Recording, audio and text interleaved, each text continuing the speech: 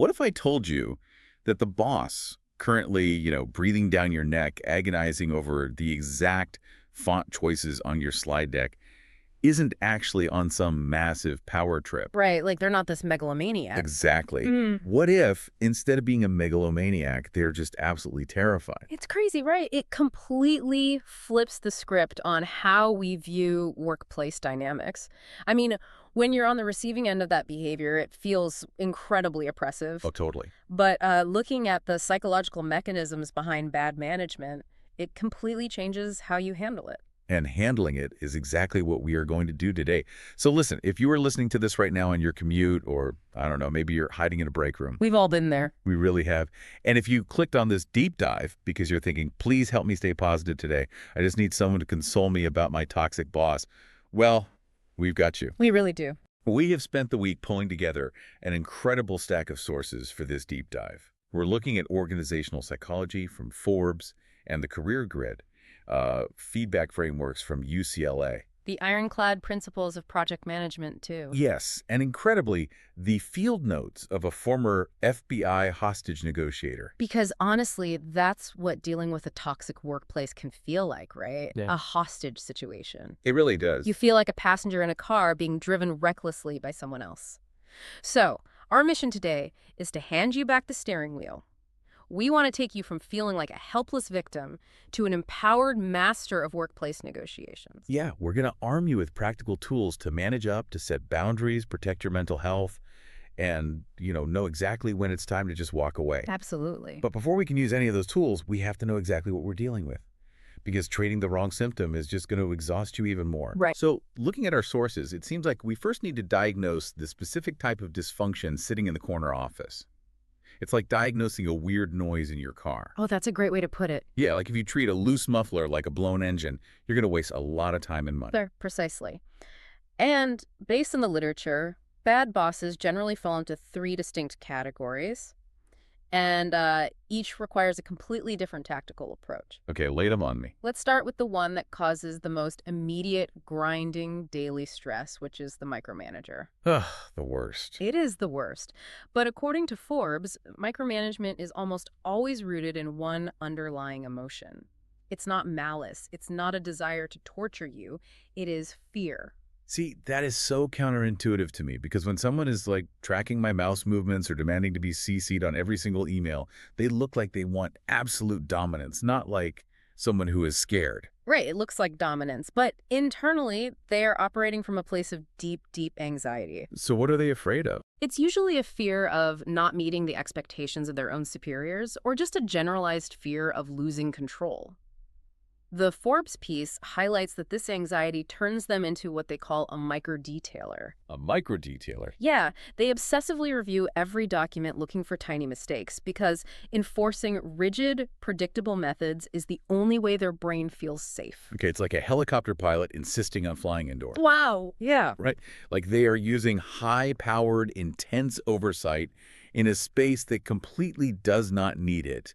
And they end up just blowing papers everywhere and causing a massive mess, all because they are terrified of crashing. That is a perfect visual for it. They are overcorrecting out of fear, but, they aren't the only type of difficult manager. The second profile, which the Woodard article outlines, is the unorganized visionary. Oh, the idea generator who never finishes anything. Right. Their brain is like a web browser with 100 tabs open. And music is playing from one of them, but they don't know which one. Exactly. They race at light speed, constantly dropping balls, missing one-on-one meetings, and chasing the next best thing. Right.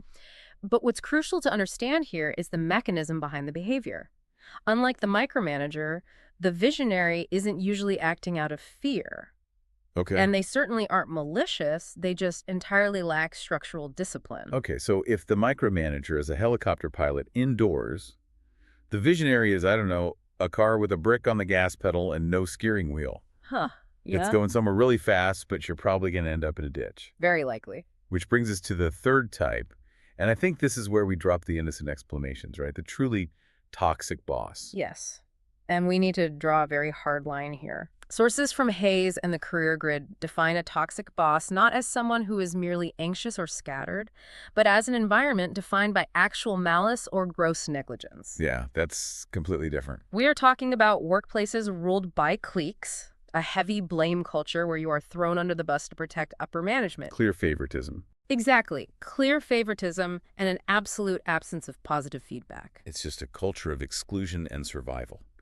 Mm. So, okay, now that we have our diagnosis, the fearful micromanager, the chaotic visionary, and the truly toxic bully, how do we actually shift from playing defense to taking control? Right. The sources keep bringing up this phrase, managing up.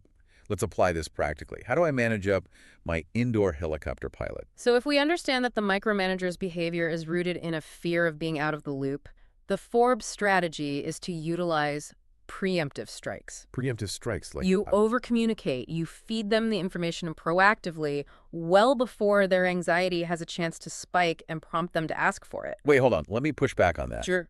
If I start sending my boss a detailed summary of every single thing I do, aren't I just conditioning them to expect a daily essay from me?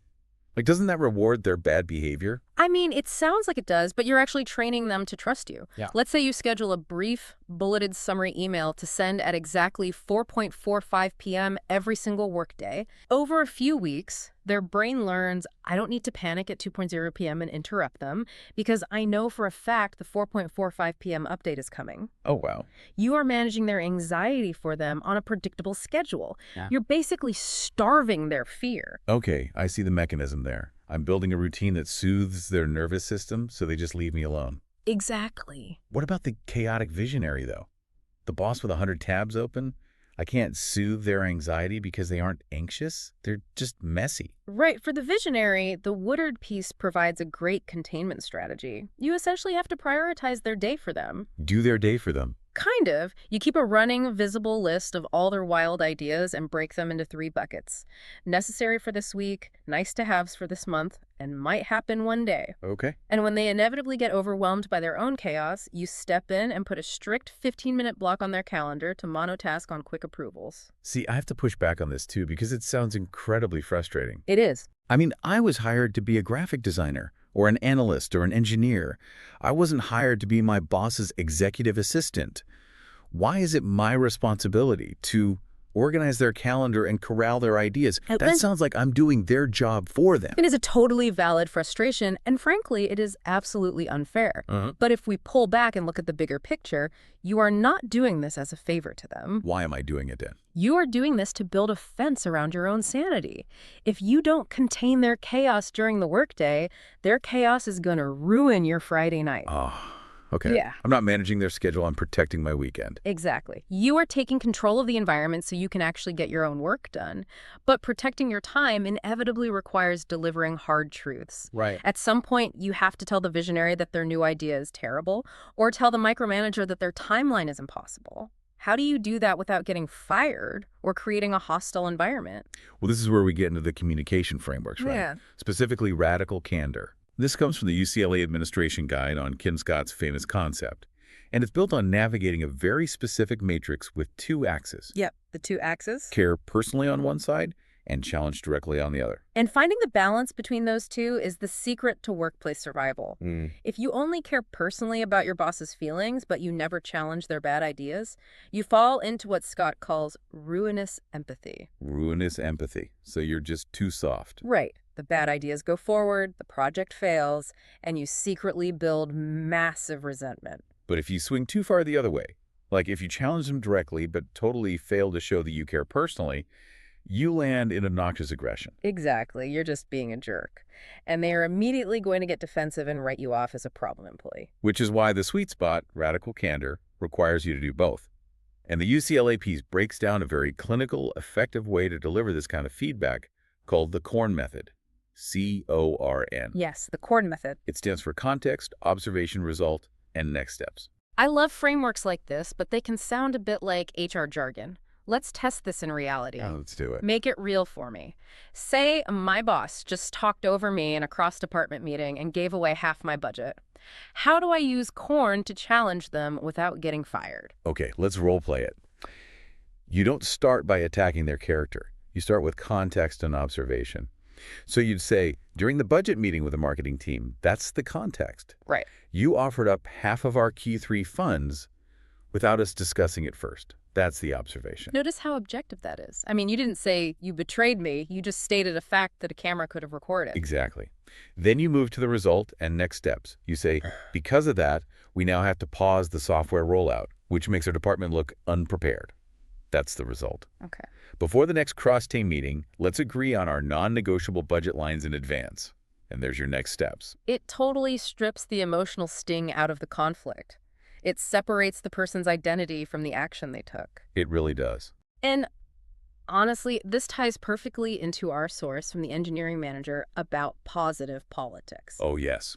Because a lot of people hear the phrase workplace politics, and they picture backstabbing, whispering by the water cooler, and just generally dirty behavior. But the article reframes politics completely. Politics is just the natural friction of human beings trying to allocate limited resources. Okay. It's a collaborative team sport, not a knife fight in an alley. And if you want to use tools like radical candor, you have to play the game positively. What does playing positively look like? That means building consensus behind the scenes before big meetings. It means never going rogue to try and prove your boss wrong publicly. And the article specifically warns against something called level jumping, right? Yes, level jumping is when you get so frustrated with your boss that you go directly over their head to their manager to complain. It is so tempting when your boss is a roadblock. You just want to grab the CEO and say, look at what this idiot is doing. It's incredibly tempting, but it is almost always a tactical disaster. The mechanism here is trust. When you level jump, you build a snowball of mistrust.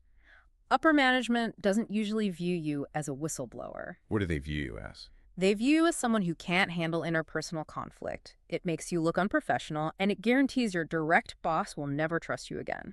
Positive politics is about treating the org chart with respect, even when it's super frustrating. Okay, I hear that. But let's address the elephant in the room here. Let's do it. Everything we've discussed so far, managing calendars, the Corn method, positive politics, it all relies on one massive assumption. Which is? That your boss is a rational human being capable of logic. What happens when reason completely fails? What if your boss's emotions are running so hot that they're essentially throwing a professional tantrum? That is the big question. When logic fails, you have to pivot to psychology. And this is where we bring in the heavy artillery, Chris Voss. Okay. The Decision Lab source details his incredible approach. Voss is a former lead international kidnapping negotiator for the FBI, and he advocates for a technique called tactical empathy.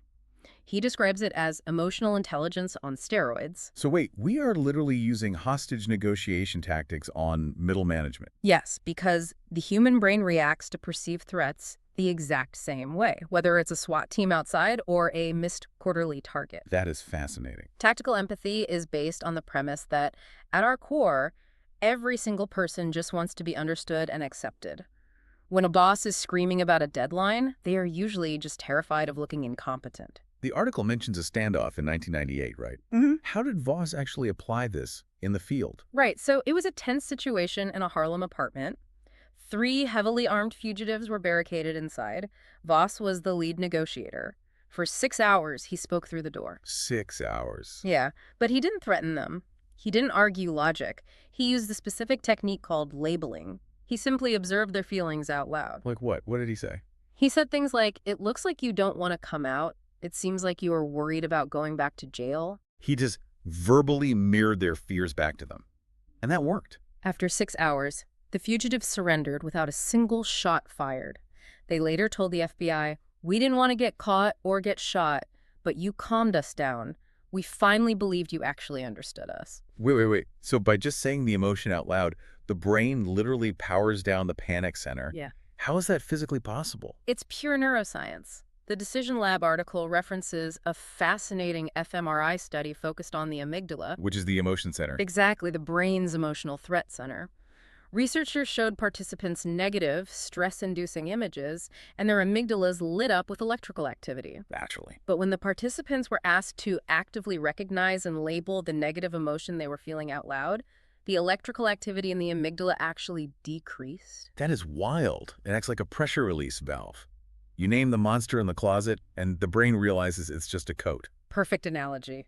But let me challenge this, because taking this from a Harlem standoff to a Monday morning marketing meeting feels like a stretch. Fair enough. If I try this labeling thing on my boss, aren't they going to see right through it? It feels like I'm treating a grown adult like a toddler having a tantrum. That is the most common hesitation people have with tactical empathy. But Voss clarifies a vital distinction. Empathy does not equal agreement. Okay, unpack that. You are not saying, you are right to be screaming at me. You are simply acknowledging their perceived reality. You are trying to get their amygdala out of fight or flight mode so their prefrontal cortex, the logical part of the brain, can turn back on. Okay, let's test it. Role play with me again. All right. I'm your boss. It is 4:59 p.m. on a Friday.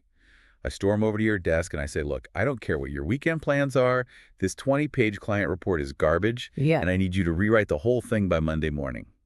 How do you label that without agreeing to work the weekend? I wouldn't argue about my weekend yet. I would look at you calmly and say, it seems like you're under a massive amount of pressure from the client to get this absolutely perfect. Oh, wow.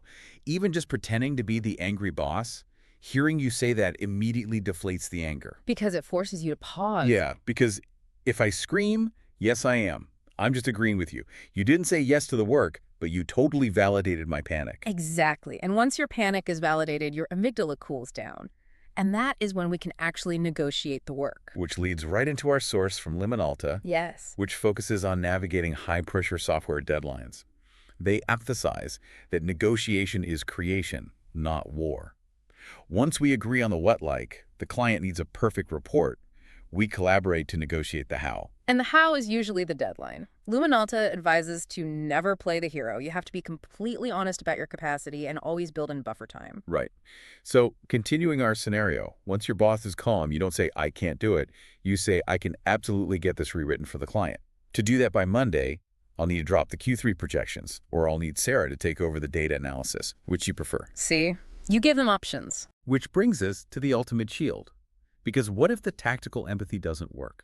It happens. What if the boss ignores the choices you just offered, refuses to negotiate the timeline, and just says, I don't care, do it all, and do it now? When you are dealing with someone who rejects logic entirely, you need an objective way to defend yourself. This is where we deploy the Project Management Triangle, sourced from the Project Management Institute. It is the ultimate logical defense mechanism because it turns a subjective, emotional argument into an objective math problem. I love math problems. The triangle consists of 3 constraints: scope, which is the total amount of work; time, the schedule; Yeah. and cost, the budget or human resources. And sitting right in the center of those 3 is quality. The golden rule of this triangle is legendary in the engineering world. Fast, cheap, or good. Pick 2. Exactly. The laws of physics dictate that you cannot change one point of the triangle without breaking the others. If your boss demands the project faster, reducing the time constraint, they mathematically must either reduce the scope of the features or increase the cost by giving you more people. And if they stubbornly refuse to give you more time and refuse to cut the scope and refuse to give you help, Then the only thing left to break is quality. The project will fail. So you use this triangle as a psychological shield. You calmly present the math. I am fully committed to this project. If we accelerate the timeline by 3 weeks, which of these 5 features should we cut to ensure the final product actually works? it forces them to make the hard choice, rather than just dumping the stress onto you. Yes. But let's look at the darkest timeline here. We've tried over-communicating, we've tried the corn method, we've tried FBI hostage tactics, we've shown them the iron triangle, and nothing works. The boss crosses the line from just being difficult into being truly systematically abusive. What then? Then you stop trying to fix the environment and you start protecting yourself. The career grid provides clear, uncompromising guidance here. Document everything. Your memory is not evidence. Records are your best friend. Absolutely. Keep a private, highly detailed log, note specific incidents, the exact dates and times, and objective quotes of what was said behind closed doors in one-on-one meetings. You need a paper trail of hard evidence, not hearsay, if the situation escalates and you need to go to HR or seek legal counsel. And as the Hayes article points out, you have to be honest with yourself about the reality of the company culture. If turnover in your department is constantly high, if HR is protecting the bad managers and your attempts to instigate change are failing, you need to set a strict private time frame for a stay or go decision. Don't fall into the trap of waiting forever for a miracle turnaround. You use the energy you have left to build your exit strategy. Update your CV, Quietly leverage your network and figure out exactly what kind of healthy culture you want in your next role. Recognizing that an environment is fundamentally broken and choosing to walk away is not a failure, it is the ultimate professional boundary. So if we pull all of this together, the ultimate boundary is your own well-being. You try to balance the iron triangle, but if the triangle snaps and the boss is truly toxic, you stop fixing their engine, you start documenting the damage, and you deploy your exit strategy. You've transitioned from being a passive passenger reacting to their chaos to a highly skilled navigator charting your own course. Let's do a quick recap of this incredible heavy-duty toolkit you now have. You can manage up a chaotic visionary by putting fences around their time. You can use preemptive strikes of communication to soothe a fearful micromanager. You can deploy tactical empathy and labeling to literally power down your boss's amygdala during a crisis. And you can use the iron triangle to turn emotional demands into objective math problems. It's the arsenal of professional self-defense. And to the listener, I want to look you in the eye through the microphone for a second. Please be patient and be kind to yourself. You are surviving an incredibly tough, draining situation. But look at what you are doing in the dark. You are building a wildly advanced professional skill set. You are learning crisis negotiation, high-level project management, and radical candor under literal fire. It is a painful crucible, without a doubt, but it is forging some incredibly strong leadership muscles. When you finally move to a healthy environment, these negotiation skills are going to make you an absolute powerhouse. Exactly. You hold the power here, even if it doesn't feel like it on a Sunday night. Which leaves us with one final, slightly provocative thought for you to chew on this week. Oh, what is it? As you use these tools to inevitably escape this bad boss, and as you advance in your career and become a leader yourself, how will you ensure that the defensive coping mechanisms you had to build to survive this toxic environment don't accidentally become the exact same management style you inflict on your future team? You've learned how to spot a fearful micromanager and a chaotic visionary. When you're finally the one sitting in the big chair, make sure you aren't the one flying the helicopter indoors.